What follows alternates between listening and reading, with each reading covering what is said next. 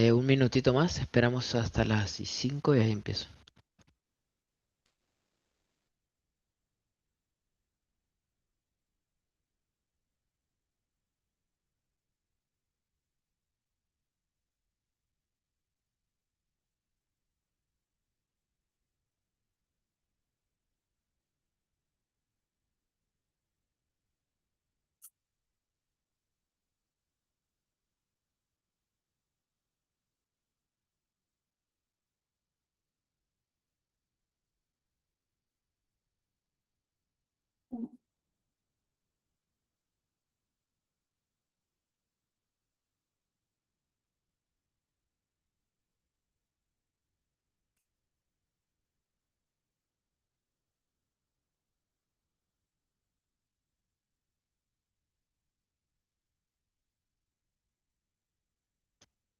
Bien, vamos a empezar.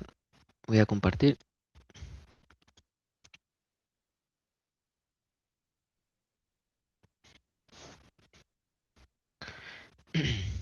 Bien, la clase de hoy lo que vamos a hacer es, vamos a adentrarnos un poco en lo que es distintas tecnologías que se utilizan y metodologías que se utilizan para el establecimiento de comunicaciones HTTPS. Bien, en particular utilizando un protocolo de transporte y de seguridad llamado TLS. Bien.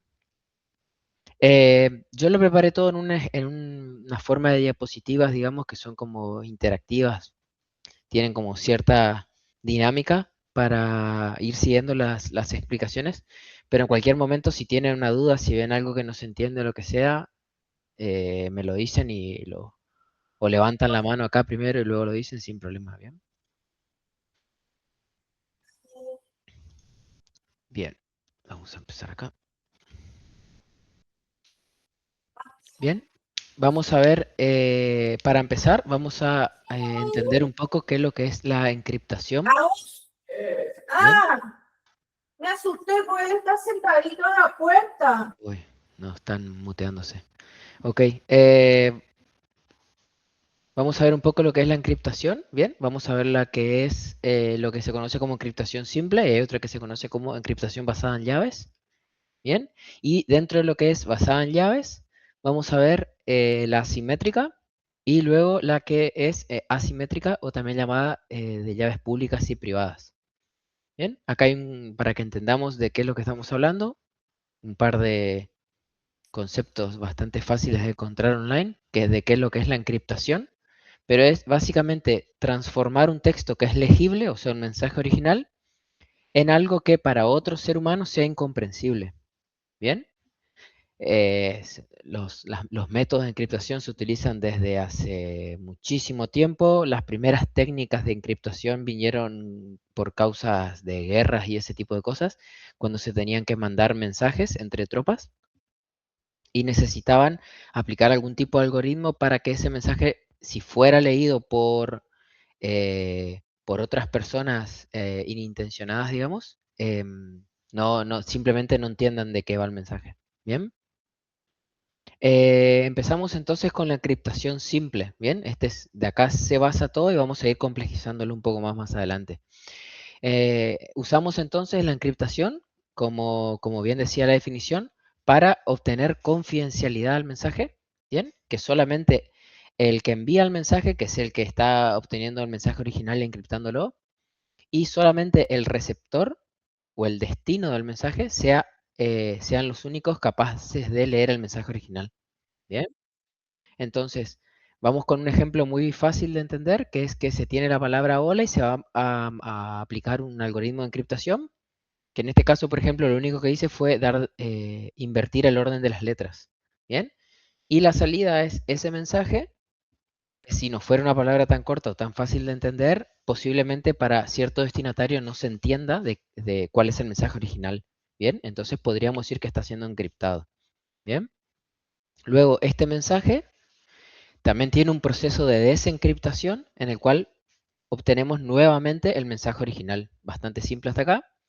Y este tipo de encriptación simplemente lo que hace es transforma un texto plano en un texto cifrado, no hace otra cosa. ¿Bien? Para complejizarlo un poco, nos podemos ir a ciertos casos de uso, que son la que se da en la mayoría de los casos, que es que tenemos un mensaje original de que esta persona azul intenta mandar a, por ejemplo, un receptor, en este caso lo encripta de cierta forma, invierte el orden de las letras y se lo puede enviar a una persona. Pero ¿qué pasa? Cuando aparece una segunda persona, un segundo destinatario del mensaje, deberíamos, eh, lo primero que querríamos hacer es utilizar el mismo eh, método de encriptación, con lo cual la segunda persona recibiría el mismo mensaje encriptado de la misma forma. ¿Bien?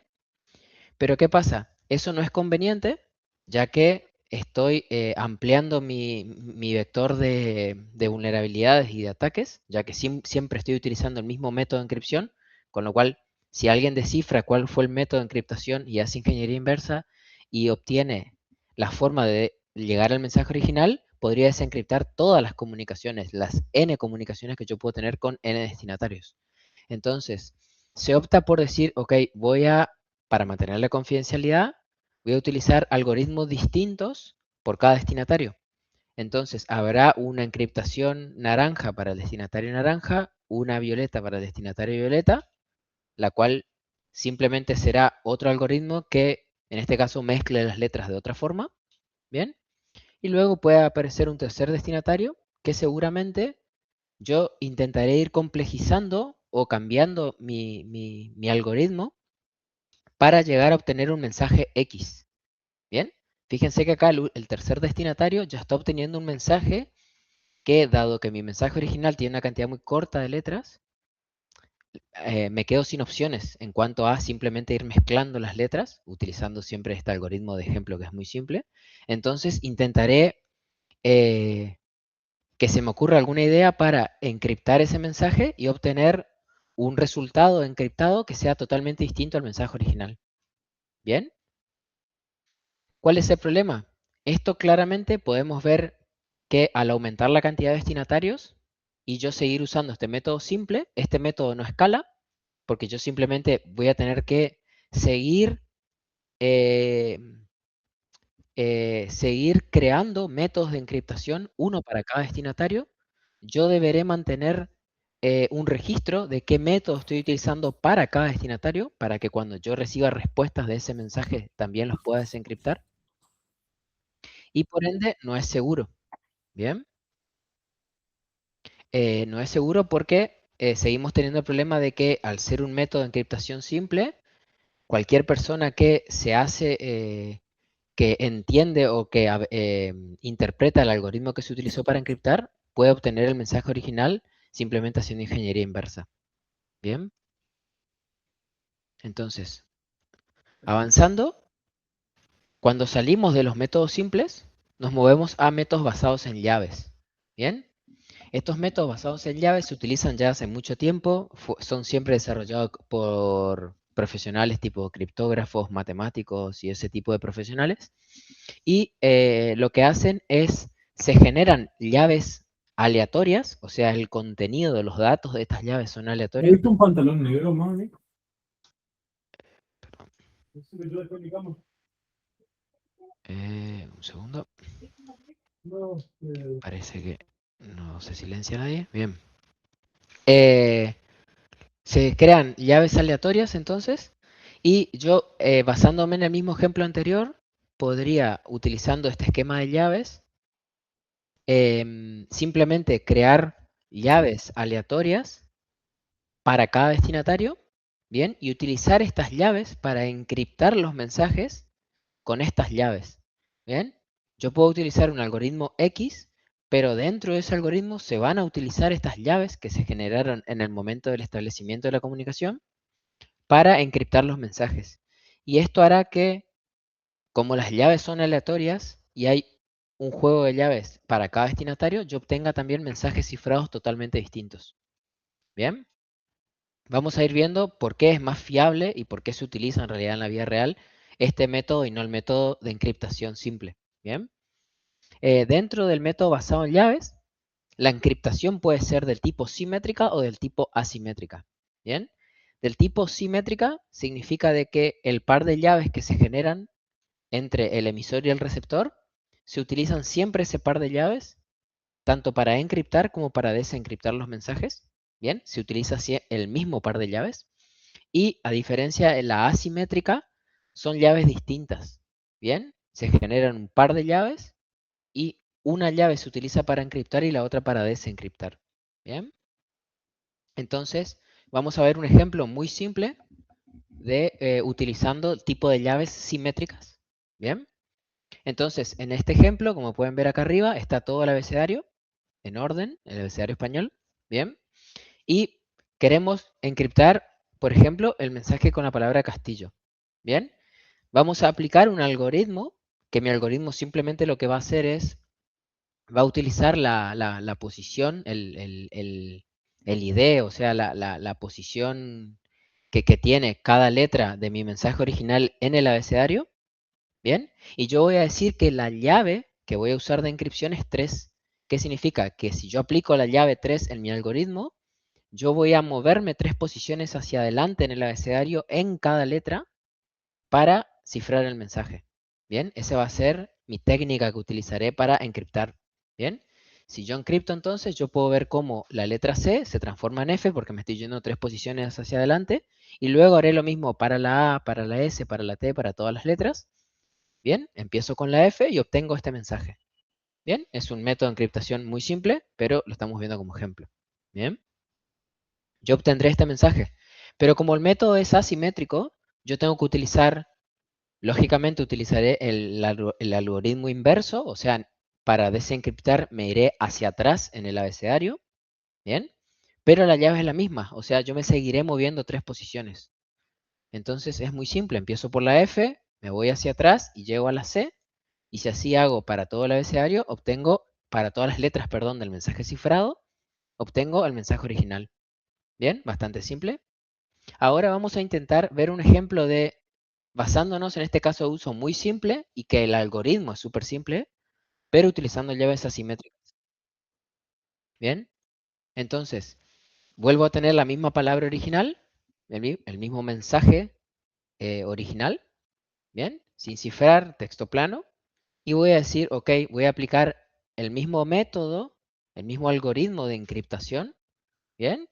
Pero voy a decir, ok, ahora lo que quiero hacer es, voy a utilizar llaves asimétricas. Dijimos que con llaves asimétricas se utiliza una llave para encriptar y otra para desencriptar. Entonces yo voy a decir que la llave para encriptar va a ser 5. Entonces, ¿qué voy a hacer? Para cada letra me voy a mover 5 posiciones hacia adelante y voy a encriptar el mensaje. Este es el resultado, ¿bien? Y luego voy a decir, ok, como yo tengo otro juego de llaves para desencriptar el mensaje, yo no voy a hacer ingeniería inversa del algoritmo, sino que voy a hacer es, voy a aplicar el mismo algoritmo pero con el nuevo juego de llaves.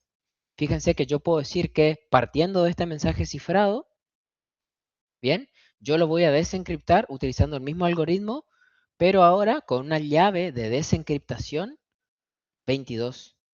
Bien, y como este ejemplo es muy simple, lo que ustedes pueden ver es que yo puedo partir del mensaje cifrado que empieza con la letra H, y si yo me voy 22 lugares hacia adelante y cuando llego al final simplemente empiezo de nuevo, yo voy a llegar a la letra C. Y si hago eso para la F, para la X, para la Y, llegaré a la palabra original. Bien, en este ejemplo muy simple podemos ver de que yo, mediante 2 llaves distintas, yo puedo encriptar y desencriptar el mensaje. Bien. Este par de llaves, esto tiene que ver, obviamente que en este ejemplo ustedes pueden ver que matemáticamente están relacionadas, pero es simplemente porque ustedes si saben el largo del abecedario, después pueden utilizar operaciones matemáticas muy básicas como módulo o simplemente sumas y restas, y pueden llegar a moverse entre la encriptación y la desencriptación de forma muy simple sabiendo el valor de las llaves. ¿Bien? Pero en los casos de usos reales, en las llaves que se utilizan para encriptar mensajes, en el mundo real, eh, la matemática es una matemática muy compleja que está detrás de la generación de las llaves, pero básicamente siempre están matemáticamente relacionadas, lo que permite que todo lo que encripta una llave, la otra llave la desencripta y viceversa. Bien, funciona en ambos sentidos. Esto lo vamos a ver ahora en un ejemplo más claro. Fíjense que en este mismo ejemplo súper sencillo, yo puedo encriptar ya no con la 5, sino con la 22, y voy a desencriptar con la clave 5. Fíjense, yo puedo pararme en la C, digo, ok, 22 lugares hacia adelante porque ese es el valor de mi llave, me voy hasta la X, hago eso para todas las letras, obtengo este mensaje y luego me voy al mensaje original y lo puedo desencriptar utilizando la llave 5. ¿Bien? Esta es una forma muy simple también de ver de que se encriptan y desencriptan entre las llaves en ambos sentidos. ¿Bien? Dentro de lo que son los estándares, a este par de llaves, siempre estamos hablando de dos llaves, bueno, a estas llaves se les asigna una identidad, digamos, se les asigna un nombre que va en relación a qué función cumple en el conjunto de la encriptación. ¿Bien? A un juego de las a una de estas llaves de este par se la llama llave pública. ¿Bien? Esta llave pública se comparte, no tiene ningún tipo de permisos especiales. ¿Bien? O sea que cualquier persona podría leerla y no es riesgoso que alguien lea cuál es la llave. Y cuando un nodo A quiere comunicarse con B, B puede solicitarle la clave pública a A y simplemente A se la comparte, o A puede iniciar una comunicación primero enviándole la clave. ¿Bien? Es decir, es de amplia visibilidad la llave pública. ¿Bien? En cambio, la privada, que es eh, la que está matemáticamente relacionada, en este caso a la pública, no se debe compartir. ¿Bien? Siempre debe ser solamente visible y accesible por la persona que generó el par de llaves. ¿Bien? Y siempre que, si yo llego a tener una fuga o yo llego accidentalmente a publicar esa llave, yo tengo que dar por supuesto de que el par de llaves no sirve más, porque recordemos que una desencripta a la otra y viceversa. Entonces, si yo liqueo, como se conoce, que sin querer publico, lo muestro en algún lado, lo comparto con alguien que no debería, lo coloco en un repositorio que no debería estar, o lo coloco en un directorio que no tiene los permisos adecuados o lo que fuera, lo que yo tengo que hacer es, yo tengo que asumir que mi clave privada se filtró y lo que tengo que hacer es dar de baja ambas llaves. ¿Bien? Tengo que dar de baja ambas llaves y generar un par nuevo. ¿Bien? Cada una de estos métodos que vimos, tanto el simétrico que utiliza solamente la misma llave y el asimétrico que utiliza dos llaves, pública y privada, tienen sus ventajas y desventajas, ¿bien? En cuanto a rapidez, la simétrica es muchísimo más rápido y consume menos CPU, y la asimétrica es mucho más lento, ya que utiliza más procesamiento, o sea, tarda más en procesar, porque también genera claves, o las llaves son mucho más largas. Bien, estamos hablando de cantidad de bits que tiene ese pedazo de texto con la llave, que es mucho más grande. Bien. También la simétrica tiene una propiedad, que es que una vez que cifra el mensaje, el mensaje encriptado, la salida de la encriptación, tiene un largo que es muy parecido al texto original. ¿Bien? En cambio, en el texto utilizando llaves asimétricas, siempre la salida es un texto mucho más extendido que el mensaje original. ¿Bien? Y luego, como última diferencia, la asimétrica utiliza llaves privadas, y si la llave privada nunca se comparte, se puede asumir de que el sistema es seguro. ¿Bien? En cambio, con llaves simétricas, como yo estoy utilizando solamente un par de llaves, ¿bien? Yo puedo asumir de que es menos seguro, y también yo caigo en el riesgo de que en algún momento, cuando yo utilizo solamente un juego de llaves en un método simétrico, yo le voy a tener que pasar a la otra persona esa llave para que él pueda desencriptar el mensaje, y yo puedo asumir de que esa compartición ya es insegura. ¿Bien? Y ya puede vulnerar el sistema. Entonces, acá habrán leído o escuchado de alguno de estos métodos. Bien, acá podemos ver, por ejemplo, los métodos de encriptación simétrica. Los más conocidos son DES o 3DES o AES. AES lo pueden ver mucho, aparece mucho en sistemas de encriptación de Wi-Fi o de certificados o de ese tipo de cosas. Bien, acá pueden ver cuál es el tamaño de la clave. Bien, esas son la cantidad de bits que se utiliza para la generación de la clave. Bien. Como pueden ver, los que están en rojo es porque ya están recomendados que no se usen más. Los que están en amarillo ya están empezando a quedarse en desuso y se aconseja que no se usen. Y los verdes están todavía bien. más que nada es por la longitud de la clave, pero como pueden ver, por ejemplo, AES parte en 128 bits e igualmente está como seguro, pero es por los algoritmos que utiliza y ya que no hay todavía evidencia de que se haya vulnerado. Bien, y luego del asimétrico tenemos DSA, que es uno de los que se aconseja que no se usen más, y luego tenemos RSA, por ejemplo, que tiene 2048 bits, tiene muchísimos bits para llaves asimétricas. Luego Diffie-Hellman, que le agregué un asterisco acá porque Diffie-Hellman está como llave asimétrica, pero en realidad es una técnica para compartir llaves de forma segura. ¿Bien? O sea que no está dentro de la familia de encriptación asimétrica. Y luego tenemos SDSA y SDH. Si alguien alguna vez generó certificados y esas cosas, o trabajó con llaves para el SSH o ese tipo de conexiones, sí o sí, o utilizó RSA o utilizó SDSA. ¿Bien? Profe, una Señor. preguntita. Sí. ¿Qué nos permite a nosotros decidir cuál de las dos técnicas utilizar en base a la información que nosotros queremos proteger o por qué siempre sería asimétrico o por qué no? Lo vamos a ir entendiendo cuando avancemos porque nos vamos a ir encontrando con un montón vamos a ir viendo ciertas complejidades que hay en casos de usos reales y de por qué. En realidad lo recomendable es usar un mixto entre los dos. Y ahora lo vamos a ver por qué. Vos podrías diseñar un sistema donde solamente utilizás simétrico, pero vas a tener que subsanar todos los problemas que trae el sistema simétrico. Okay. ¿Bien? Y también vamos a ver por qué no podrías usar 100% asimétrico. ¿Bien? O por qué no es recomendable en realidad. ¿Bien? Ahora se va a ir aclarando un poco eso. Entonces, volvemos. Estamos todavía parados en el ejemplo de par de llaves. ¿Bien? Y vamos a adentrarnos en el tema de las asimétricas. Se utilizan para encriptar. Bien, ya vimos. La encriptación es tornar un texto ilegible para otras personas que no, no fueron que no son las reales destinatarias del mensaje.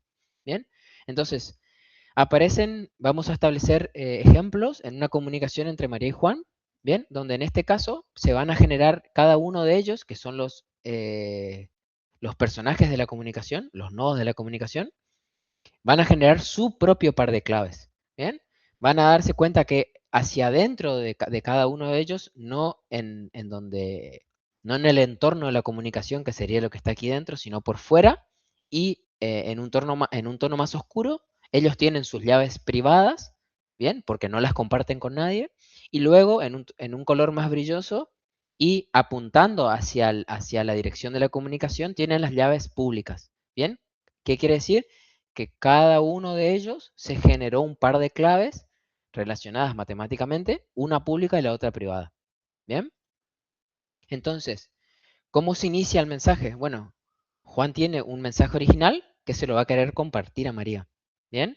Lo que va a hacer es, le va a pedir a María que utilice su clave pública para encriptar el mensaje. Bien, en realidad lo que hace es, Juan se hace de la llave pública de María, que María se la puede compartir de entrada, o él va, se la solicita y como respuesta obtiene la llave, perdón, y con esa llave va a encriptar el mensaje. Ven que el mensaje se tiñe del color de la llave, y luego, una vez que el mensaje está encriptado con esa llave, se la va a pasar a María al mensaje. Bien, como el mensaje ya fue encriptado, yo acá lo puedo pasar de forma tranquila en cualquier medio de comunicación, ¿bien? Que yo asumo que es inseguro, ¿bien? Y lo que va a hacer María es, va a utilizar su llave privada, ¿bien? Dijimos que estaban matemáticamente relacionadas y que una desencriptaba a la otra, entonces va a utilizar su llave privada para desencriptar el mensaje, ¿bien? Una vez que lo desencripta, se hace el mensaje original y ahí lo puede leer, ¿bien?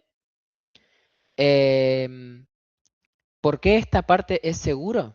Es seguro en dos aspectos. Primero porque el mensaje que se ha pasado por un medio inseguro, que es todo esto que está en el medio de los dos interlocutores, siempre el mensaje que se ha pasado por ese medio fue encriptado.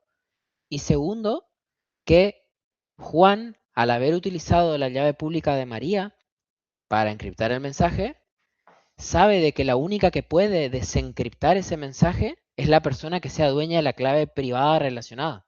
Y en este caso, la única persona es María. Entonces se puede asegurar de que el mensaje no solo obtuvo encriptación, sino que obtuvo confidencialidad. ¿Bien?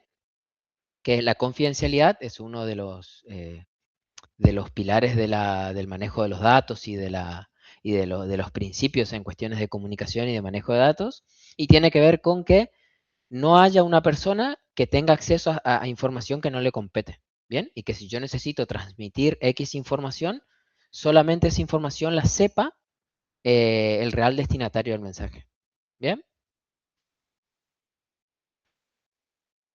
Ahora bien, vamos a ver un poco el concepto de firmar, ¿bien? Habrán escuchado seguramente muchísimas veces el concepto de firmar, habrán escuchado de firmas digitales y de ese tipo de cosas, ¿bien? Acá vamos a ver de dónde surge todo eso, ¿bien? Y también surge de este manejo de llaves públicas y privadas asimétricas, ¿bien?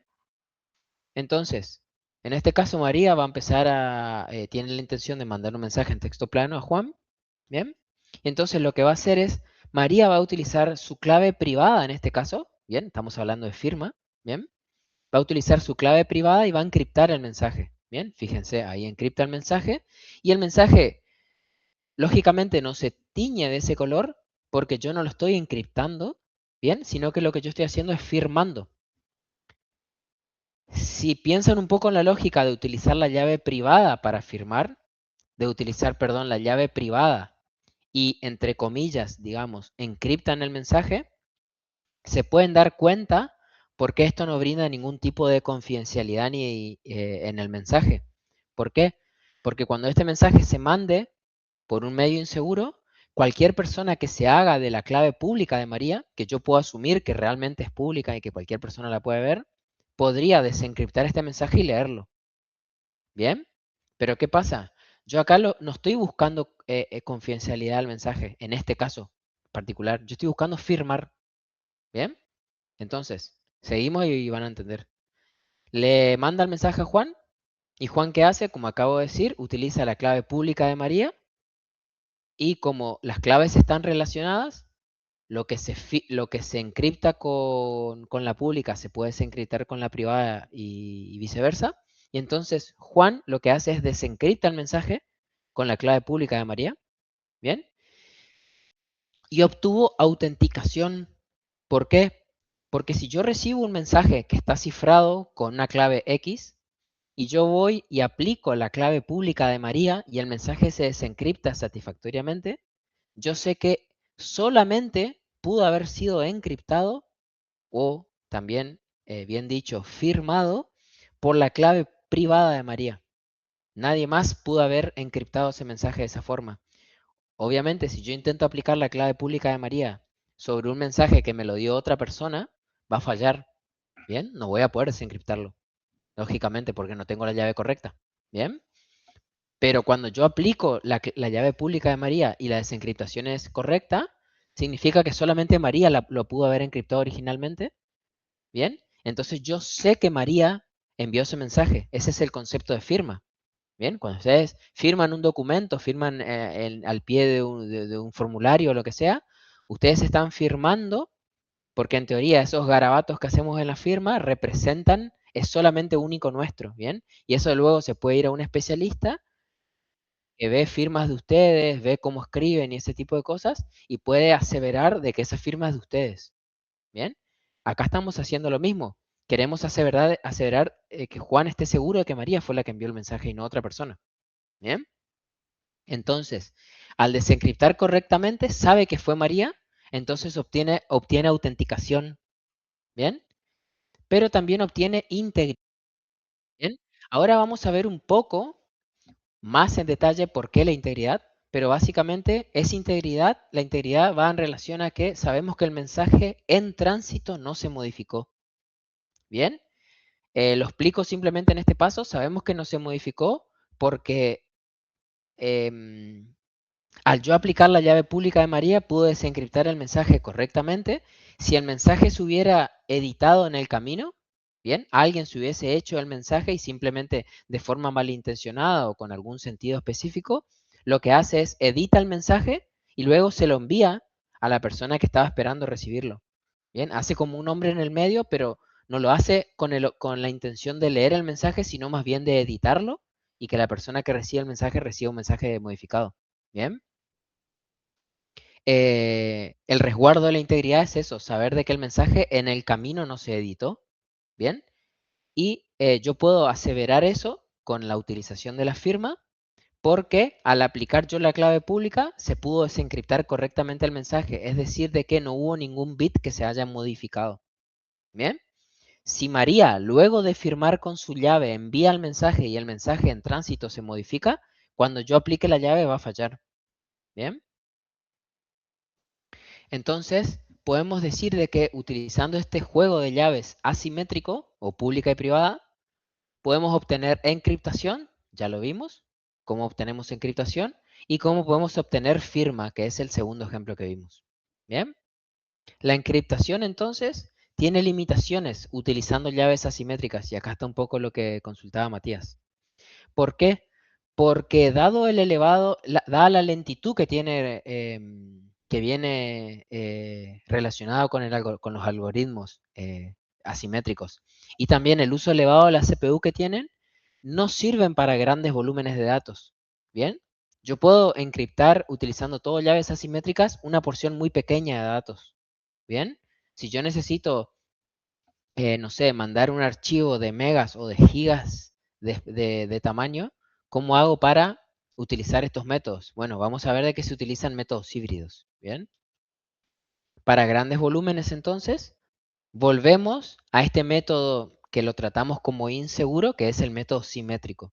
¿Bien? Y ahora vamos a ver cómo podríamos implementar ambos al mismo tiempo. ¿Bien? Entonces, volvemos al mismo ejemplo, pero vamos a intentar aplicar ambas tecnologías al mismo tiempo.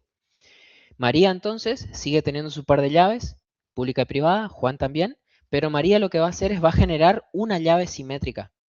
¿Bien? ¿Qué quiere decir que va a ser simétrica? Que ella va a poder encriptar ese mensaje, encriptar un mensaje con esa llave, ¿bien? Pero que Juan va a tener que utilizar la misma llave para poder desencriptarlo, ¿bien? Vamos a ver cómo se hace esto de forma segura.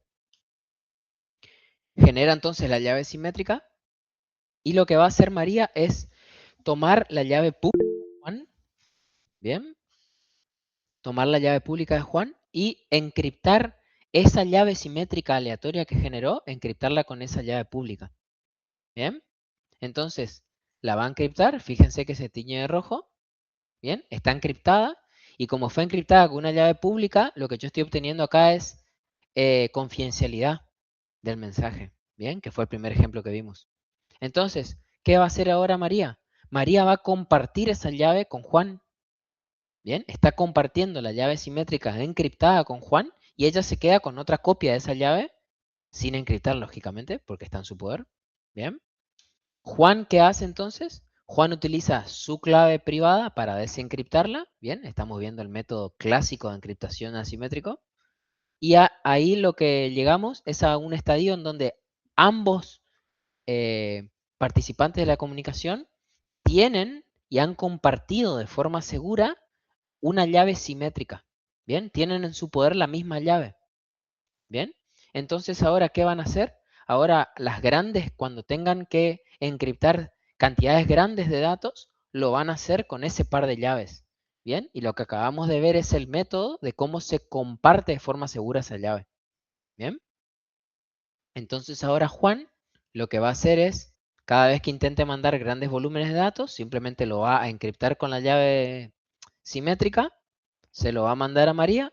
María utiliza la misma llave porque tiene una copia y lo desencripta. Simple.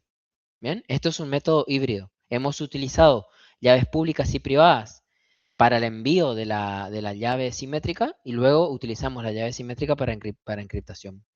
Bien. Esto es un poco el resumen. Entonces utilizamos encriptación asimétrica para la compartición de llaves y luego la simétrica se utiliza para encriptar realmente los datos. Bien, hablamos de grandes volúmenes de datos, pero este método se utiliza hasta para cantidad pequeña de datos. Bien, simplemente porque es mucho más eficiente. Y acá pongo un poco para que nos quede fresco nada más las ventajas y desventajas que tiene cada uno y que es una cuestión de performance, ¿bien? Que se utiliza este método híbrido. Entonces, ¿qué sucede con las firmas cuando estamos bajo este esquema híbrido? Bueno, ¿qué pasa? Con las firmas hay una... Con la llave privada no se puede encriptar todo un mensaje, ¿bien? Eso es como una, podríamos decirle cualidad, pero es más como una deficiencia que tienen las llaves privadas, ¿bien? No se pueden utilizar llaves privadas para encriptar un mensaje entero, ¿bien? Entonces, ¿cómo yo hago para firmar un mensaje? Si no es posible utilizar la llave privada para encriptar el mensaje entero. Lo que se hace es, se va a utilizar, tenemos la opción de tomar una representación fija de ese mensaje, pequeña de ese mensaje, para simplemente firmar esa pequeña porción del mensaje. ¿Bien? Y a esto es lo que llamamos hashing. Entonces vamos a hacer doble clic acá en hashing y vamos a ver un poco de qué va hashing. ¿Bien? ¿Alguien alguna vez habrá escuchado hablar de hash, habrá escuchado hablar o utilizó hashmaps en programación y sabe que por detrás lo que está haciendo es hasheando los datos? ¿O se puso a jugar con hashing o utilizó algún algoritmo que hashea datos o lo que sea? ¿Bien? Vamos a ver un poco para qué sirven. ¿Qué requisitos tienen que cumplir para ser aceptado como algoritmo de hashing y qué es lo que son las colisiones en hashing? ¿Bien? Entonces, el hashing es básicamente utilizar un algoritmo que lo que hace es toma un valor, podríamos llamarle texto plano o valor de entrada, ¿bien? Y lo que sale es una huella de ese valor de entrada, ¿bien? ¿Por qué es una huella? Porque lo que hizo es inspeccionó el dato de entrada bit a bit y lo que te da como salida, también se le llama digesto, es un hash en sí mismo, pero que está a nivel de bits. Bien, no pensemos tanto en tener como una cadena de caracteres, pensemos en que puedes hasta ser un binario, ¿bien? Pueden ser una sucesión de bits y lo que hace hash es representa toda esa sucesión de bits con un digesto, ¿bien? Con una huella. Bien, vamos a ver un poco, volvemos al ejemplo de la palabra castillo y lo que vamos a decir es, vamos a utilizar un algoritmo de hashing, ¿bien? Y podemos decir, bueno, nuestro algoritmo de hashing es muy sencillo, lo único que va a hacer es tomar de cada letra el identificador de la posición en el abecedario y lo que vamos a hacer es sumar todos los números. Bien, la C ocupa el valor 3, la A el 1, la O el 16 y sumamos todo. Bien, y lo que decimos es, ok, obtuvimos el valor 94. Bien, podríamos decir que 94 es el hash de la palabra castillo, utilizando este algoritmo súper simple y súper tonto, ¿bien? ¿Qué es lo que pasa? A este 94 es importante porque a esto es lo que se le llama digesto, ¿bien? La salida del algoritmo de hashing, ¿bien? También se le llama, con lo que acá abajo, checksum, a veces se llama CRC, se le llama fingerprint, tiene distintas acepciones. Algunas son un tanto distintas para algunos casos, pero siempre van de lo mismo, ¿bien? A esto entonces es el digesto. ¿Qué es lo que pasa? Si yo tomo el mensaje original y hago un cambio mínimo, por ejemplo, suplanto la C por una J, obviamente que ese 3 va a dejar de ser un 3 y se va a convertir en un 10, y por ende mi digesto va a cambiar, ¿bien? Mi digesto ahora es 101, ¿bien? Entonces, algo que tiene que tener básico hash, un algoritmo de hash, es que al yo hacer algún cambio en el valor de entrada, el digesto tiene que cambiar sí o sí, no hay chance de que no cambie, ¿bien? Ahora bien, para que sea admitido un algoritmo de hashing, y así es como funcionan los algoritmos de hashing conocidos, y ahora vamos a ver algunos ejemplos, hoy en día tiene que cumplir 4 requisitos. Primero, tiene que ser inviable producir un digesto. ¿Qué significa esto? Que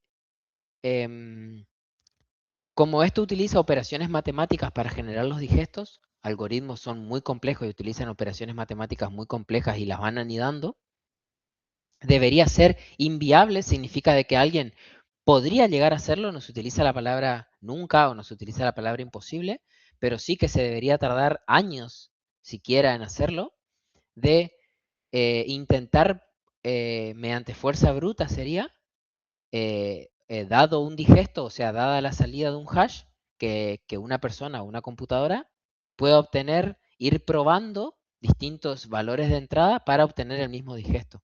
¿Bien? El otro es que tiene que ser, en este caso sí se utiliza imposible, extraer el mensaje original.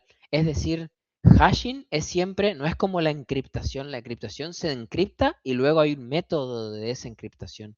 En el hashing no, en el hashing es de un solo camino, ¿bien? Se obtiene un hash y no hay forma desde el hash, a partir del hash, volver hacia atrás. No hay ningún algoritmo para volver hacia atrás, ¿bien? La otra es que yo tengo que poder hacer muy pequeños cambios en mis valores de entrada y tiene que hacer que mi hash cambie completamente.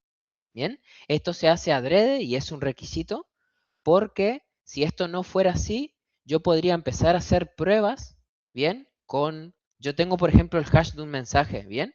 Pero a mí lo que me interesa saber es cuál es el mensaje original, ¿bien? Entonces yo puedo empezar a probar con mensajes de entrada y yo podría empezar a encontrar patrones y decir, bueno, puedo empezar a encontrar hashes que sean parecidos, ¿bien? Y si yo no cumpliera con este requisito, yo podría decir, bueno, si el hash es parecido, es porque el mensaje de entrada es parecido. Entonces yo puedo empezar a variar muy poco el mensaje de entrada, porque yo ya sé que los hashes vienen siendo parecidos, y luego de esa forma más fácil llegar al mensaje original. Bueno, eso no es posible. ¿Bien? Yo puedo cambiar un bit en un mensaje de entrada y el hash tiene que ser totalmente distinto. ¿Bien? Y lo otro es que tienen que ser de ancho fijo. ¿Qué quiere decir? Que si yo le doy un mensaje de una palabra, no me puede generar un hash de 20 caracteres y luego si le doy una hoja entera de texto, me genera un hash de 500 caracteres. No, los algoritmos de hash tienen que generar siempre hashes de ancho fijo. ¿Bien? Entonces, perdón, volví. Entonces, vamos a ir a un problema que tienen los algoritmos hashing y lo vamos a ver con un ejemplo, un algoritmo súper simple, que son las colisiones. Ahí vamos a entender qué es lo que son las colisiones. Las colisiones es para dos mensajes distintos se obtiene el mismo hash. ¿Bien? Eso es una colisión en hashing. ¿Bien? Entonces, esto no se puede evitar y es natural, dado que las características que tiene que cumplir un algoritmo de hash, en algún momento va a haber una colisión, lo que se intenta es hacer que sea extremadamente improbable que haya una, ¿bien? Pero entonces vamos a imaginar que yo creo mi algoritmo que le llamo mi hash, ¿bien? Y yo voy a hacer que mi algoritmo, ¿bien? Como lo quiero hacer muy simple, va a generar un digesto de 3 bits, ¿bien? Entonces lo que yo voy a decir es, como los bits son unos y ceros, y yo puedo generar de 3 bits, yo puedo tener estas posibilidades, ¿bien? Entonces, yo puedo decir, ok, yo puedo tener 8 posibilidades, puedo tener 8 mensajes originales distintos y yo puedo decir que a cada mensaje yo le asigno un digesto posible, entonces yo puedo utilizar todos los valores posibles de mi hash. Bien, hasta 8 mensajes de entrada. ¿Qué pasa si aparece un mensaje noveno? Este mensaje yo indefectiblemente le voy a tener que asignar un hash y cuando le asigno el hash, llego a este caso en el cual estos dos documentos tienen el mismo hash y esto es una colisión. ¿Bien? Obviamente que esto tumba toda la idea del hash, ya que yo voy a tener dos mensajes que son totalmente distintos, los cuales tienen un hash igual y pierdo todo el propósito del hash, porque la idea del hash es que cada mensaje tenga un solo hash que lo represente. ¿Bien? Estos son más o menos los algoritmos de hash que se utilizan. MD5 ya se recomienda no usar más. Esto sí va por cuestiones del largo de los bits. ¿Bien? Y luego empezamos con la familia de los SHA, que cada vez se recomienda menos usar SHA-1 y simplemente partir ya de SHA-224, 512 y más de eso. ¿Bien? Entonces, volvemos a la filmina donde nos habíamos ido hashing y lo que podemos decir es, ahora que sabemos qué es lo que es, de qué va hashing, podemos decir, ok, teníamos el problema de que María quería firmar un mensaje, ¿bien? Pero no lo podía hacer porque la clave privada no es capaz de firmar un mensaje muy grande. Entonces, ¿qué es lo que va a hacer ahora María? Como el hash es una representación de un texto de entrada, de un mensaje de entrada, yo puedo generar un hash del mensaje que quiere mandar María. Bien, yo aplico un algoritmo X de hash, no importa cuál es, y obtengo un digesto de salida, que es este garabato que está acá. Bien, y luego, como este garabato es de longitud fija, ¿bien? Y es básicamente es una cadena de caracteres nada más. Yo puedo utilizar la llave privada de María y firmo el mensaje, ¿bien? Firmo igual que como vimos antes en el ejemplo de la firma, pero en vez de firmar el mensaje, firmo el digesto, ¿bien? Se transforma entonces en una firma, ahora sí ya puedo decir que esto es una firma real, ¿bien? Y se la voy a adjuntar al mensaje original, ¿bien? Queda claro que el mensaje sigue estando amarillo, o sea que sigue estando disponible para que la persona que lee el mensaje acá en el medio pueda leer el texto plano del mensaje. Pero ¿qué pasa? Yo no estoy buscando encriptar, yo estoy buscando firmar, ¿bien? Yo le voy a pasar este mensaje con la firma a Juan y Juan va a utilizar la clave pública de María, va a desencriptar el hash y se va a quedar con el mensaje y el hash. ¿Bien? María también seguramente en el contenido del mensaje o en alguna metadata le dijo, che, mira, yo utilicé este algoritmo para hashear, entonces Juan va a ir y va a aplicar el mismo algoritmo de hashing sobre el mensaje original y va a corroborar de que él obtenga el mismo resultado. ¿Bien? Porque esa es la idea. Para un mensaje X, aplicando el mismo algoritmo de hash, el digesto tiene que ser el mismo. ¿Bien? Entonces Juan va a corroborar de que el digesto sea igual. ¿Bien? Y si es igual, se pueden comprobar dos cosas. Primero, de que el mensaje no cambió desde que lo firmó. ¿Bien? ¿Se acuerdan de que antes hablamos de que el mensaje no cambió en tránsito? Es decir, de que logré integridad. Bueno, antes vimos de que lográbamos cierta integridad firmando. Acá es más segura todavía, es más alta la probabilidad de que sea íntegro el mensaje porque lo estamos hasheando. ¿Bien? Y como estamos comparando que los hashes sean iguales, sabemos que a nivel de bits, esos mensajes son iguales. ¿Bien? Entonces, logro la integridad, en este caso, haciendo uso de hashing. Y también de que solamente María pudo haber firmado este mensaje, ya que utilizó su clave privada para encriptar el hash. Y yo utilicé luego su pública para desencriptarlo, entonces me aseguro de que María es la única que pudo haber hecho eso. ¿Bien? Y con eso logro autenticación, que es todo, es lo que busca la firma. ¿Bien? En el mundo real, entonces, se utiliza este método de firmas para correos electrónicos, para autenticidad de software, para certificados. ¿Bien? Que es lo que vamos a ver un poco nosotros ahora cuando nos metamos en TLS. ¿Bien? Vamos a ver Mi cómo... preguntita antes de Sí, cambiar de tema. sí, Con el tema de las colisiones que estaba mencionando hoy anteriormente, ¿cómo más sí. o menos se suelen mitigar esos defectos que eventualmente se encuentran? La única forma es utilizando un algoritmo que el digesto tenga más cantidad de bits. O sea, aumenta la cantidad únicamente. Exactamente. Como son de ancho fijo y también la cantidad de bits que produce el digesto ya está de forma estática, se define, digamos, es imposible evitar la colisión. Lo que pasa es que si la cadena del hash es muy grande, por ejemplo, no sé, 512 bits, la cantidad de opciones que se pueden tener con 512 bits es extremadamente grande, entonces como que minimizo el riesgo de colisiones, digamos.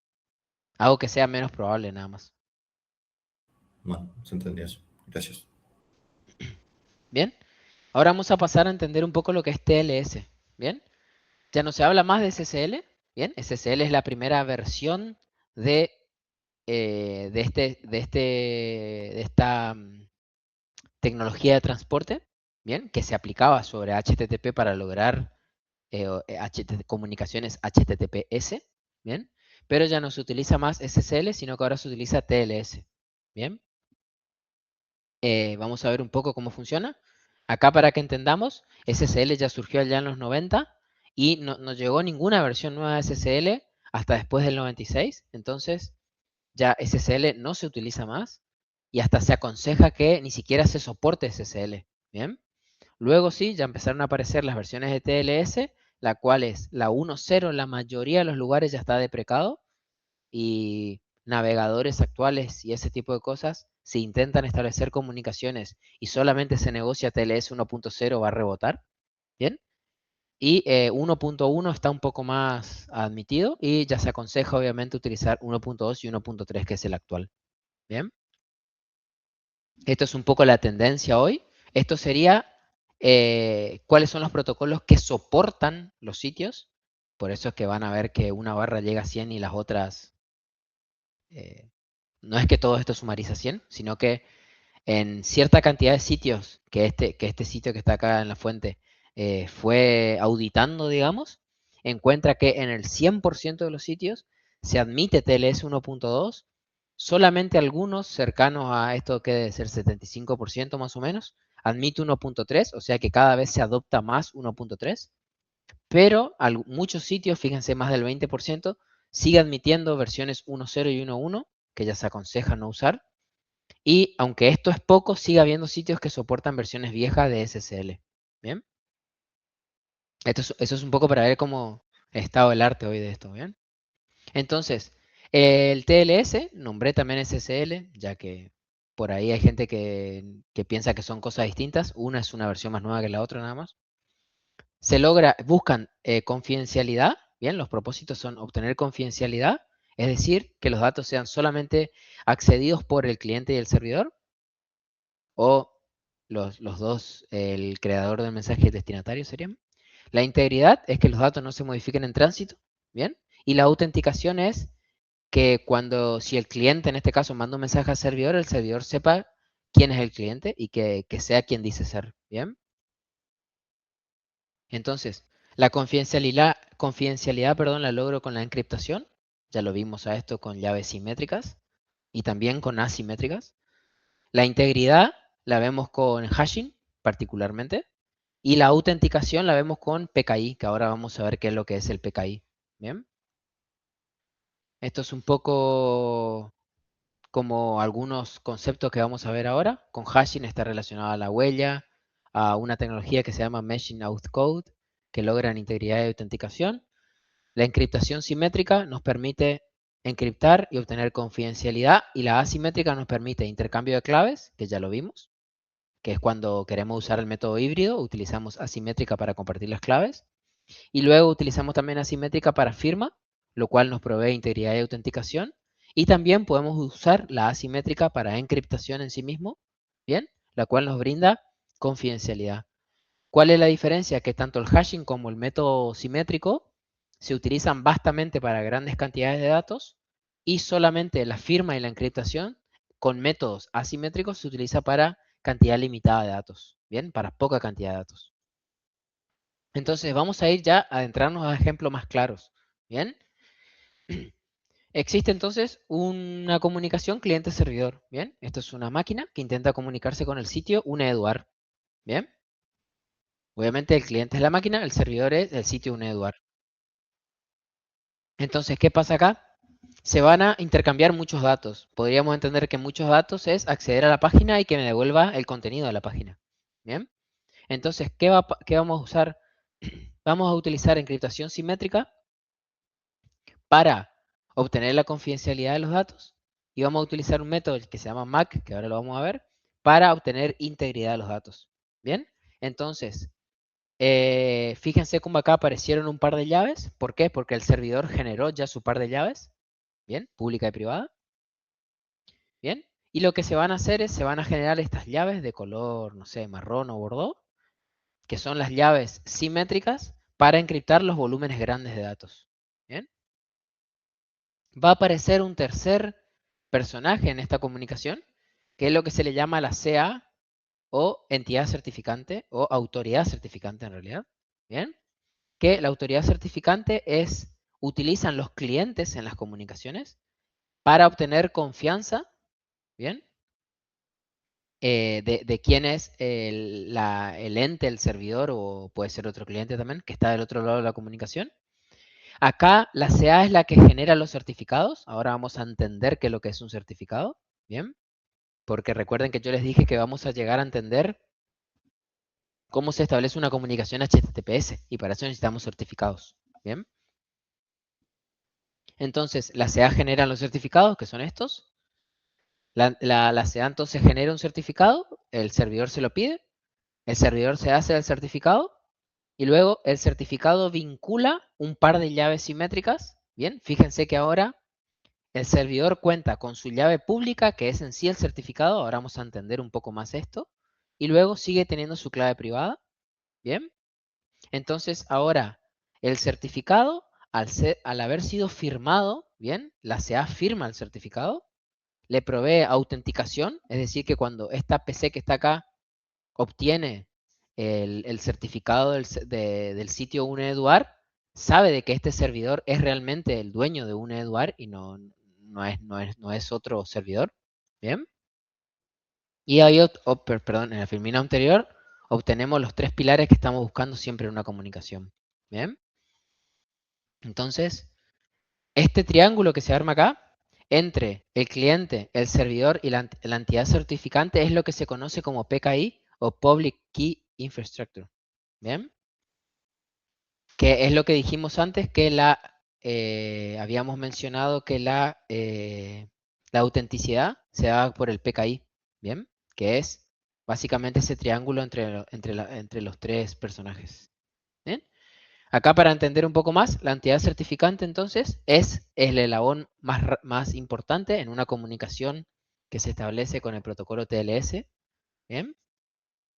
La CA, como cualquier persona que va a querer encriptar datos o firmar datos, va a tener su par de llaves públicas y privadas. ¿Bien? Pero la CA tiene un certificado que se llama autofirmado. ¿Qué significa? Que la entidad certificante va a generar un certificado. ¿Bien? Que el certificado no es más que como una representación con algunos datos más de la clave pública, de la llave pública. ¿Bien? Pero ¿por qué es autofirmado? Porque como la entidad certificante, ella ya está como en la parte más arriba, imagínense como una pirámide, ¿bien? Donde se va ensanchando hacia la parte más baja. La entidad certificante es la que está en la punta más arriba de todo, no hay más nada más arriba que la pirámide.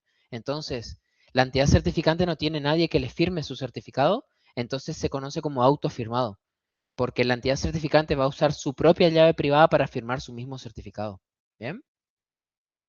Entonces, ¿cómo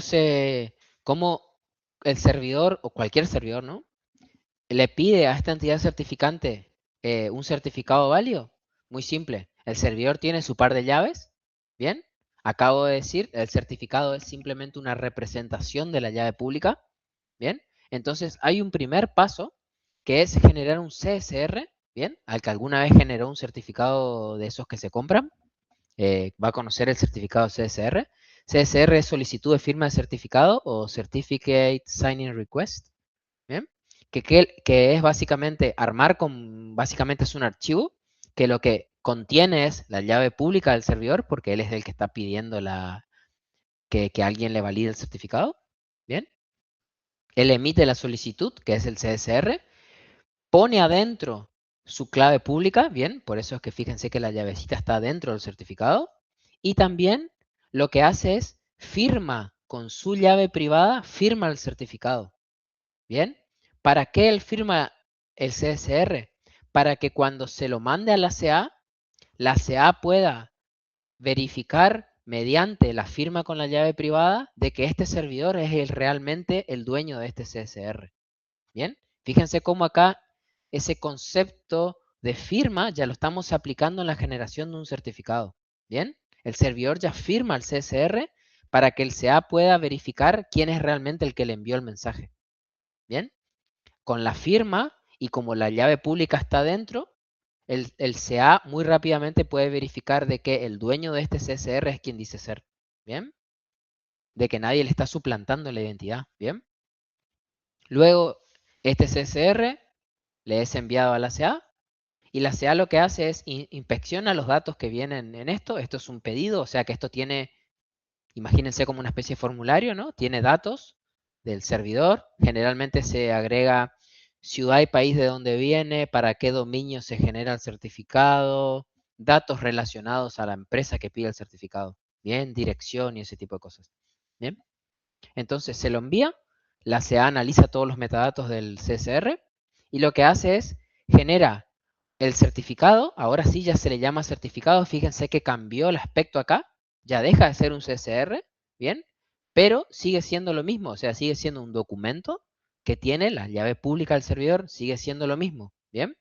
Pero ¿cuál es la diferencia? Que ahora va a estar firmado por la CA, ¿bien? La CA tiene su par de llaves y va a utilizar la privada para firmar esto, ¿bien? Entonces, una vez que está firmado, ahí, una vez que se firma, ahí es que decimos que esto es un certificado con todas las letras, ¿bien? Y este certificado válido se lo pasan de nuevo al servidor. Este es el proceso que se da cuando ustedes compran un certificado, ¿bien? Y entonces, ahora el servidor, cuando se comunique con el cliente, va a utilizar este certificado para probar su validez, ¿bien? ¿Por qué? Porque él generó este certificado y pasó por todo el proceso con la entidad certificante, con la autoridad certificante. ¿Qué es lo que pasa? La autoridad certificante es reconocida y todo el mundo confía en lo que fue firmado por la entidad certificante, autoridad certificante. ¿Pueden imaginar a la autoridad certificante como si fuera un escribano en la vida real? ¿Bien? Si el escribano colocó la firma acá, es que es bueno, ¿bien? Es que el servidor es quien dice ser y que los datos que están adentro son verdaderos, ¿bien? ¿Qué es lo que pasa? ¿Por qué el cliente tiene este certificadito acá al costado y es de color naranja? ¿Por qué? Porque el cliente, cuando por ejemplo va a establecer una comunicación HTTP, porque dijimos que en el ejemplo se quiere acceder al sitio de la UNE, ¿bien? Entonces lo voy a hacer mediante un navegador. Los navegadores tienen cargados, o a veces lo consultan online, cuáles son las CAs conocidas en Internet. ¿Bien? Entonces, si yo este certificado lo creé y esta CA es conocida en Internet y es conocida por este cliente mediante el browser, yo voy a poder confiar en la firma. Bien, obviamente que si esto fue firmado por una CA que nadie conoce, o por lo menos el cliente no la reconoce como entre la lista de CAs confiables, va a leer la firma de este certificado e igual no va a confiar en él, ¿bien? Y lo va a rechazar. Pero si es válido, lo va a dejar pasar, ¿bien?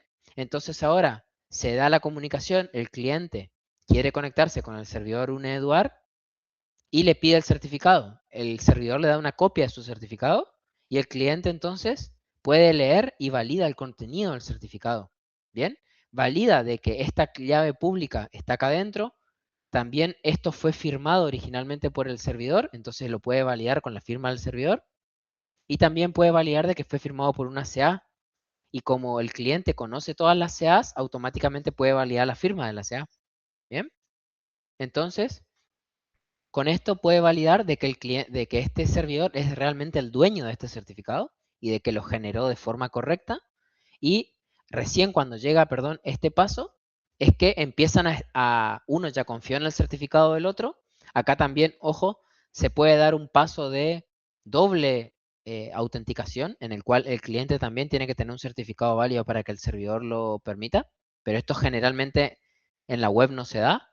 En la web simplemente el cliente, o sea, ustedes de su máquina tienen que confiar en el certificado del servidor y listo. ¿Bien? Y una vez que se establece esto, se establecen las bases de una comunicación TLS. ¿Bien? Ahora lo que vamos a ver es, vamos una hora, voy a intentar no extenderme más de las 7, ¿bien? Pero vamos a intentar hacerlo rápido. Ahora lo que vamos a ver es todos los pasos que se tienen que dar con todo lo que ya vimos. Vimos hashing, vimos claves simétricas, vimos claves asimétricas, llave pública y privada, y vimos generación de certificados. Ahora vamos a ver cómo se utiliza todo eso para establecer una comunicación TLS, en este caso específicamente de RCA. Bien, por eso aclaro de que todos estos pasos, todo este algoritmo es para establecimiento de una comunicación mediante el protocolo RCA. Bien. Entonces, yo voy a tener dos columnas. Bien. Una es el servidor, que fíjense que ya tiene su certificado ahí listo, y el cliente. Y tanto a la izquierda como a la derecha se van a ir agregando los datos que cada uno conoce en el momento de que se establece una comunicación. ¿Bien? Después nos vamos a dar cuenta de que toda esta cantidad de cosas que estamos a punto de ver se dan en, no sé, microsegundos en una comunicación TLS. ¿Bien? Pero todo esto tiene que suceder cuando la comunicación es mediante TLS con un tipo de criptación RCA. ¿Bien? Entonces, esto comienza. El servidor ya tiene ciertos datos que son de él, ¿bien? Que es el certificado, ¿bien? Porque ya lo generó y ya se lo dio una CA y se lo firmó, por eso tiene la firma naranja. Y como también tiene un certificado, lógicamente tiene una llave pública y una llave privada, muy simple, ¿bien? ¿Qué es lo que pasa? Todo esto empieza con un primer mensaje, esto se da a nivel de TCP/IP, se envía un mensaje Cuando hasta acá todavía no se cifra nada, ¿bien? Entonces, si ustedes vieran un Wireshark de una comunicación que ustedes acceden a un sitio HTTPS, verían estos mensajes antes de que empiecen a ver el texto cifrado, o sea, cuando empiezan a ver todo el encrypted data, digamos, o sea, cuando ya no pueden ver más nada, antes van a empezar a ver todos estos mensajes, ¿bien? Entonces, existe un tipo de mensaje que se llama client hello, que sale del cliente al servidor y tiene ciertos datos dentro, ¿bien? Tiene la versión, que es cuál es la versión más alta del protocolo que el cliente soporta, ¿bien? Acá le va a decir, no sé, TLS 1.1, TLS 1.2 y 1.3, ¿bien? Les va a dar de todas las versiones que él soporta, cuál es la más alta. En este caso, por ejemplo, si soporta la 1.3, le va a decir TLS 1.3, ¿bien? Y luego se manda también un número aleatorio, que es un número aleatorio que tiene un largo de 256 bits, que tiene una marca horaria y qué sé yo. Ahora, más adelante vamos a ver para qué se utiliza este número. Y también se manda un ID de sesión, ¿bien? Que obviamente como la sesión recién empieza, se le manda 000, pero este número va a ir cambiando, ¿bien? Y es de 32 bits, y es 32 bits, o sea, pueden imaginarse que son una gran cantidad de números, pero básicamente va a ser un Session ID.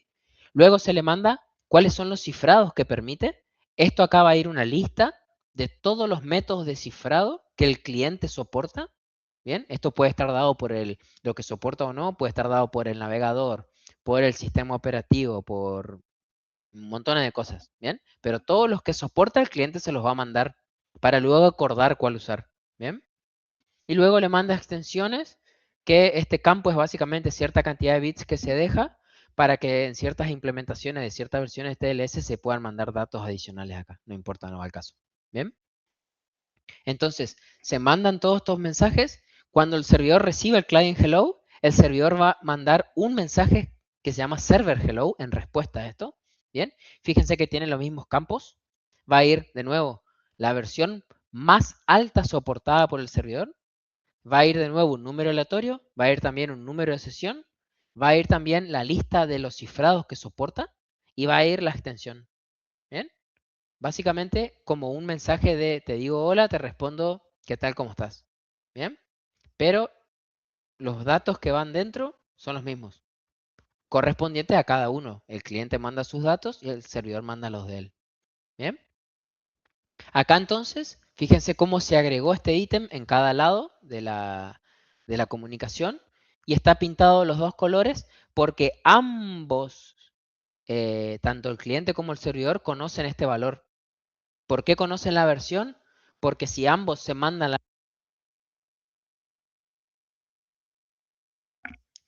si ambos se mandan la versión más alta que conocen, pueden acordar cuál es la mejor versión para utilizar para establecer la conexión. Entonces, ambos acuerdan una versión, ¿bien? Y también, fíjense que se agrega de los dos lados, el cliente guarda qué número aleatorio generó él y cuál generó el server, ¿bien? Y el server va a guardar ambos datos también, ¿bien? Los colores indican quién originalmente creó ese mensaje. Luego, guardan el Session ID. Ambos acordaron qué ID de sesión usar. Entonces, todos los mensajes que sigan a este que necesiten un Session ID van a usar este Session ID. Bien. Ambos tienen el mismo dato. Y también acuerdan los ciphers, o sea que acuerdan los métodos de cifrado. Bien. Como les dije, se mandaron una lista. Entonces, todos los valores que sean iguales en ambas listas son los que se van a usar. Y seguimos con el siguiente mensaje. El siguiente mensaje viene del server, ¿bien?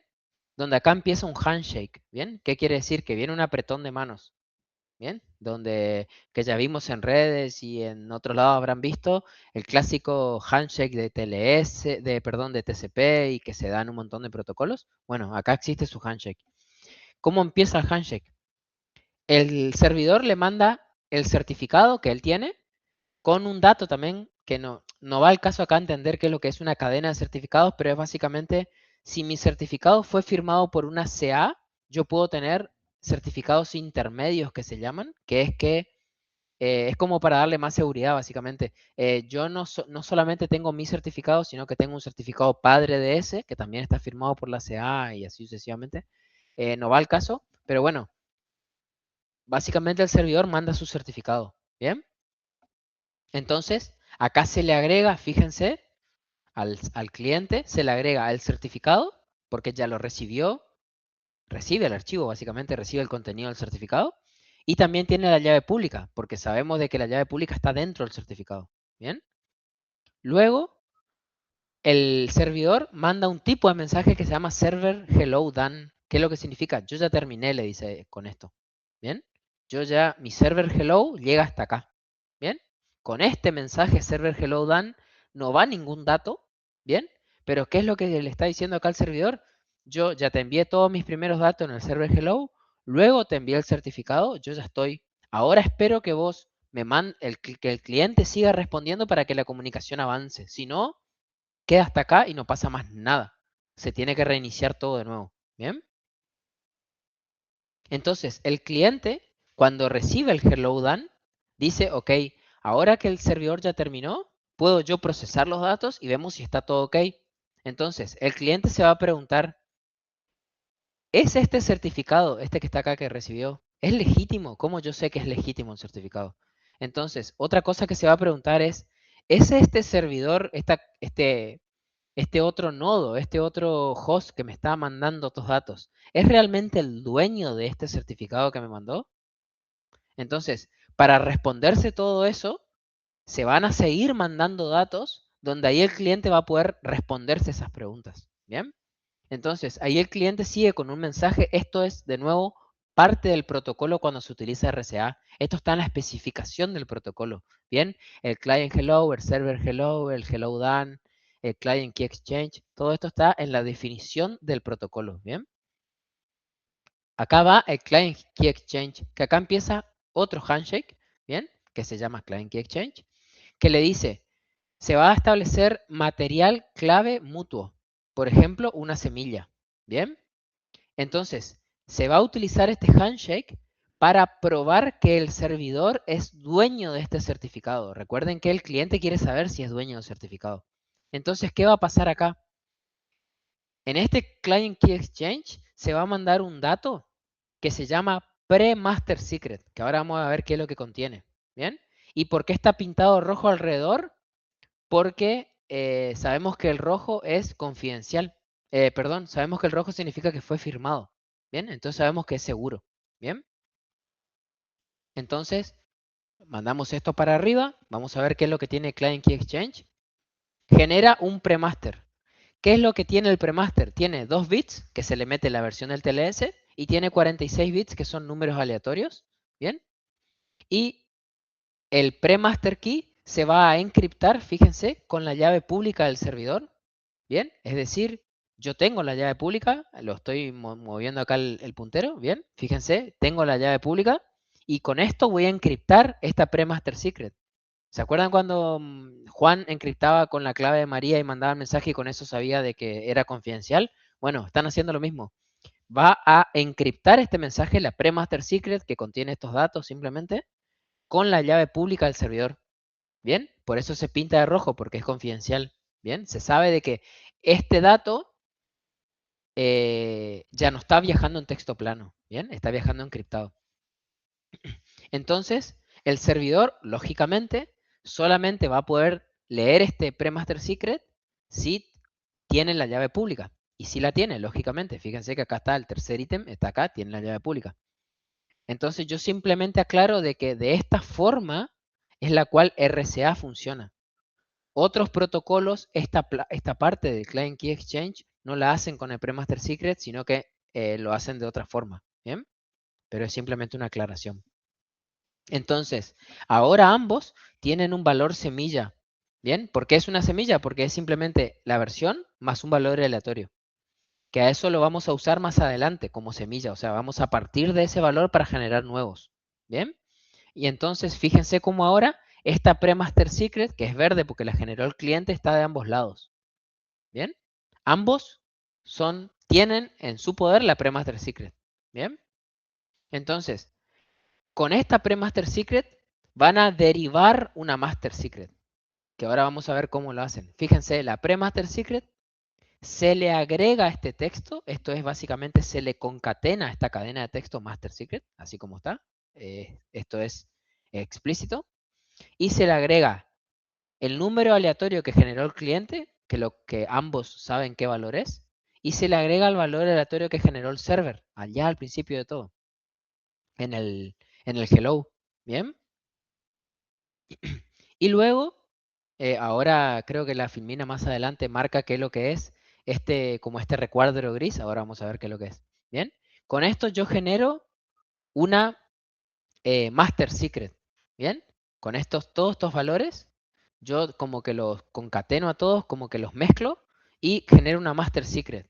Luego a esta master secret le agrego de nuevo la palabra key expansion y le vuelvo a meter los dos valores, el valor aleatorio del cliente y el server, y los vuelvo a encapsular, ¿bien? Y yo con esto voy a obtener dos pares de llaves. Del primer recuadro obtengo un par de llaves y del segundo recuadro obtengo otro, ¿bien? No va al caso porque a estas claves se le llaman HMAC, pero esto es muy particular del protocolo RSA, no va al caso. Pero básicamente imagínense que están creando pares de llaves simétricos. ¿Bien? Como ambos saben el valor de la pre-master secret y ambos utilizan esta fórmula de derivación, ambos generan las mismas claves. Cada uno por su lado, pero ambos terminan generando las mismas claves. ¿Bien?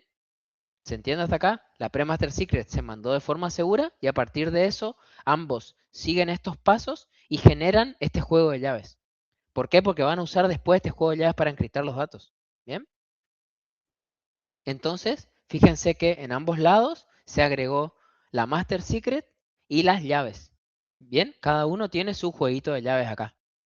Bien, entonces seguimos agregando información que algunas se va como derivando y otras se van pasando entre ellos. Bien. También se crean dos valores, que esto es, de nuevo, simplemente lo menciono por arriba, porque es muy particular del protocolo RSA, de la tecnología RSA, que se llaman initialization vectors, que son básicamente unos bloques de bits que se utilizan son como pseudo aleatorios que se utilizan para la generación de las claves, pero no son muy importantes. Bien, y acá vamos a ver qué es lo que son estos recuadros grises. Estos recuadros grises se llaman pseudo random functions, que ¿qué es lo que es? Es básicamente un algoritmo de hashing, sabemos lo que es hashing, es un algoritmo de hashing sobre estos datos que genera un digesto de longitud variable. Bien, por eso se le llama función pseudo aleatoria. Es pseudo porque no es realmente aleatoria, claramente porque es simplemente hash, pero ¿qué pasa? Va en contra del algoritmo de hash puro y duro que vimos nosotros de que tienen que ser de longitud fija. Estos, al contrario, son de longitud variable. Bien, entonces ellos pueden aplicar PRF sobre todo este conjunto de datos y como es hash, básicamente ambos deberían generar el mismo hash. Bien, y son esos hash luego los que utilizan para generar las llaves. Bien, entonces se sigue. Ya se mandó el client hello, se llegó al server hello done, se mandó el pre-master secret. A este punto, ambos extremos de la comunicación tienen las llaves de sesión, que son estas 4 llavecitas acá abajo, pero hasta este punto ni el cliente ni el servidor sabe si ambos fueron capaces de generar las mismas llaves. Fíjense hasta dónde intentan asegurarse que esté todo correcto. ¿Bien? Una parte no sabe si la otra generó el mismo juego de llaves. ¿Bien? Entonces, el resto del handshake va a intentar asegurarse de que estas llaves de sesión son correctas en ambos extremos, o sea que son iguales. ¿Bien? Entonces, acá se va a mandar un nuevo mensaje que lo va a mandar el cliente que se llama Change Cipher Spec, que básicamente implica, con este mensajito le está diciendo el cliente al server de que él ya tiene todo lo necesario para seguir avanzando. ¿Bien? Y le manda finish. ¿Bien? Entonces, él ahí le dice, el cliente le está diciendo al servidor, mira, yo ya tengo todo lo que necesito y las llaves de sesión que yo tengo para mí son correctas. ¿Bien? Y le manda un mensaje que se llama Encrypted Verification. De nuevo está en rojo porque va encriptado. ¿Bien? Y acá vamos a ver qué es lo que tiene este Encrypted Verification. Y este Encrypted Verification lo que va a hacer el cliente, fíjense, va a calcular un hash de todos los registros del handshake que se han visto hasta ahora. ¿Qué significa esto? Que va a tomar todos estos mensajes que están acá. El client hello, el server hello, el certificado, el hello done, el client handshake y hasta el chain cipher. Todos estos mensajes, básicamente esto es contenido, estos son datos. Él va a hacer un hash de todo eso. ¿Bien? Y va a hacer un hash de todo eso. Fíjense, yo acá lo grafico así. Son todos los datos. ¿Bien? Y agarro todos los datos, armo un hash de todo eso y lo meto como encrypted verification. Y se lo mando al server. ¿Bien? Yo entonces voy a agarrar todo esto, voy a hacer un hash y se los voy a mandar al server como handshake hash. ¿Bien? Entonces, cuando el servidor, voy a hacer un hash de todo eso, pero voy a concatenar datos. Voy a agarrar la master secret, que ambos conocen, ¿bien? Le voy a concatenar el texto en texto plano, client finish, y le voy a meter el handshake que dijimos que era agarrar todos los datos hasta antes de este mismo y hacer un hash de todo eso, ¿bien? Todo esto le voy a aplicar PRF de nuevo. Sabemos que PRF es un pseudo random function nada más. Le aplico PRF y voy a utilizar la llave de sesión que yo generé de mi lado y con eso voy a encriptar los datos. ¿Bien? Se lo voy a mandar al servidor. ¿Bien? Y con esto el servidor va a poder probar de que el cliente tiene las llaves correctas. ¿Bien? ¿Por qué? Porque el servidor va a hacer exactamente lo mismo. El servidor va a agarrar y le va a mandar el chain cipher spec y le va a mandar su propio encrypted verification. Tengo un typo acá. ¿Bien? Le va a mandar su propio encrypted verification. ¿Qué es? Es lo mismo. Fíjense, le manda el encrypted verification y el encrypted verification del server son, de nuevo, un hash de todos estos mensajes que él recibió hasta el finish. Él va a agarrar todo esto porque también los recibió, también tiene estos datos el cliente. Entonces es una buena forma de verificar de que todos los pasos hayan sido iguales para ambos. Y encima están mandando un hash. Entonces, el que recibe del otro lado lo único que tiene que hacer es el hash del mismo dato y tiene que comprobar los hashes. Bien, agarra todos estos datos, le mete adentro un hash, aplica un algoritmo de hash, obtiene el handshake hash. Bien, aplica BRF a la master secret que tiene los dos lados, le mete la palabra server finish y el hash y obtiene, y todo esto lo va a encriptar con la llave de sesión que él tiene localmente. Bien, y como en teoría estas llaves son iguales de los dos lados, ambos van a ser capaces de desencriptar el mensaje. Entonces todo esto se manda, pum, se manda el encrypted verification y una vez recién de que el cliente manda el encrypted verification, el servidor abre este encrypted verification y comprueba que el hash que está acá adentro sea correcto. El servidor manda lo propio, manda lo suyo, manda el hash de todos los mensajes hasta el próximo anterior, lo encripta con la llave. El cliente debería ser capaz de desencriptar eso porque tiene el mismo juego de llaves y verifica que este encrypted verification esté todo bien, que coincida con lo que él tiene. Si la respuesta que da el cliente a este encrypted verification es correcta, ahí recién empieza esta, que si lo ven en Wireshark se llama así, se llama application data. ¿Bien? Que acá es donde empiezan a mandarse datos ya encriptados. ¿Bien? Ustedes si lo ven en un Wireshark verían el nombre del paquete va a ser application data y no van a ser capaces de ver nada dentro de eso. ¿Bien? ¿Por qué? Porque ya se dieron todos estos pasos, ambos verificaron montones de datos, fíjense la cantidad de datos que tiene cada uno, y los fueron verificando paso a paso con lo último que hicieron, que fue verificar hasta el hash de todos los mensajes que se mandaron, y cuando todo eso salió bien, ahí recién empiezan a mandarse datos encriptados. ¿Bien? Y esta creo que era la última filmina, es la última. ¿Bien? Esto es como un poco una forma medio interactiva que tenemos para entender todo lo que se tiene que dar para que pueda haber una comunicación TLS. ¿Bien? Cuando ustedes entran a un sitio y no sé, entran acá a google.com. Bien, no vamos a ir vamos a ir a google.com y aparece acá el simbolito del candadito, el eSecure. Puede aparecer en otros navegadores con otro color y qué sé yo, pero les dice que el certificado es válido y todos los detalles. Todo esto que les estuve mostrando yo acá se dio de forma completa, ¿bien? Todo esto se tuvo que haber dado, ¿bien? Para empezar a mandarse datos de forma segura. O sea, si yo acá mando este dato acá, hola, este dato fue con una comunicación HTTPS y ya está todo encriptado. ¿Bien? Y también todos los métodos que se dieron durante la comunicación TLS verificaron que el certificado es válido, entonces el navegador puede asegurarse de esto, de que la conexión es segura. ¿Bien? Así que bueno, hasta acá llegamos. Espero que se haya entendido. Es bastante compleja esta parte, pero esto va más que nada no para que sean unos expertos en cómo llegar a TLS ni en cómo funciona RCA, sino para que veamos la complejidad que en realidad esto tiene. Lo más importante son todos los conceptos que vimos antes, que son lo básico para poder mínimamente entender esto. ¿Bien? No sé si estaremos dando clase el viernes o la semana que viene, yo les voy a estar avisando. Creo que el profe me dijo que las clases pueden ser los miércoles o los viernes, así que vamos a ver en cuál de las dos damos.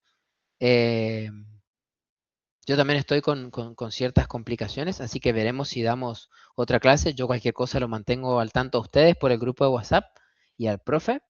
Eh, y les puedo compartir, yo creo que una vez como que grabé esto, puedo compartir esos videos, que son como una grabación de cómo darle play a todas estas diapositivas, para que si lo quieren repasar lo puedan ir viendo, porque seguramente alguna de estas preguntas yo después se las pase al profe para que el profe las incluya en alguna preguntita en el parcial.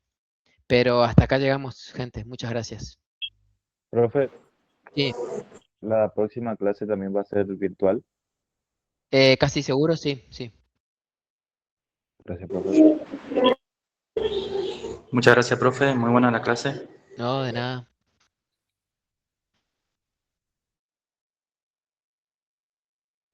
Nos vemos, gente. Saludos.